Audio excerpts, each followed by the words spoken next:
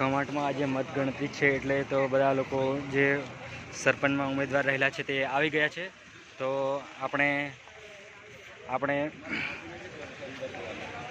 જે કવાંટમાં મતગણતરીનો આજે માહોલ છે તે માહોલ જોઈશું.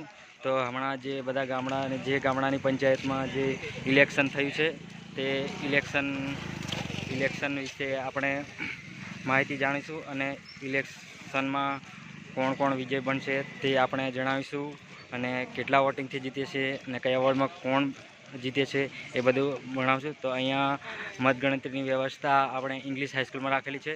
તો ઇંગ્લિશ હાઈસ્કૂલમાં તમામ ઉમેદવારો બધા હમણાં 8:30 વાગે જેવા એમને એન્ટર કરવાના છે.